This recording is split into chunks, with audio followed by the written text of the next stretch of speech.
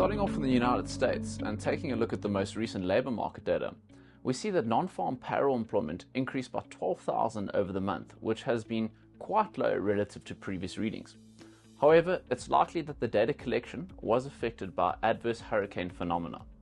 And we can see that sectors like education and healthcare have still been sequentially additive. Overall, the story of the labour market has been one that has been sequentially additive, but has slowed in terms of the pace of job gains in recent months.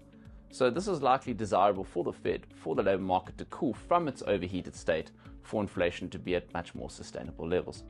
And speaking about inflation, if we take a look at the producer price index and the consumer price index in the latest print out of the United States, we see that both indicators actually surprised to the upside. This is actually in line with recent resilience that we actually have seen in the demand side of the economy in the US, which is much better than what market participants have actually expected. If we delve outside the United States and look to what's happening across the rest of the world in terms of inflation dynamics, we see that places like the UK, Eurozone, and China had inflation statistics that recently surpassed the downside compared to market expectations. Overall, the trend, though, is one of disinflation, where we have seen inflation be at much more acceptable levels compared to what we've seen over the past 18 to 24 months. If we now focus and take a look at the economic data coming out globally, we see that the US has proved its resiliency compared to many other markets around the world. So any indicator on this slide that is greater than zero indicates economic data that surprises to the upside relative to market expectations, and vice versa. And we can see the US has been a clear winner in this regard in terms of its resiliency compared to other markets, such as the UK, Eurozone, and China. However, the data is becoming less bad in places like Eurozone and China, which is desirable to maintain a soft landing globally. Focusing now on the most topical talking point around the world, the US elections.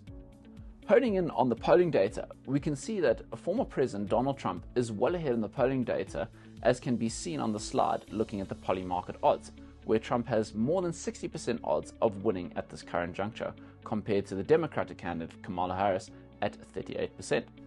If we focus on the second slide on the page, we can see that former President Donald Trump is ahead in 5 of the key swing states heading into the elections. These are Pennsylvania, Nevada, North Carolina, Arizona, as well as Georgia. And this will be particularly important in terms of winning the presidential outcome. And then finally, if we take a look at who is likely to win the Senate and the House, this is also particularly important in terms of how much power the future incumbent will have.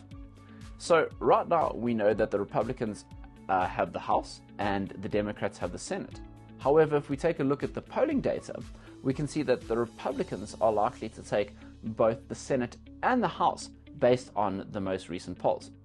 One thing to keep in mind is that we do know that polls have been wrong before, but there's been a clear upward shift in recent weeks more toward the Republican Party.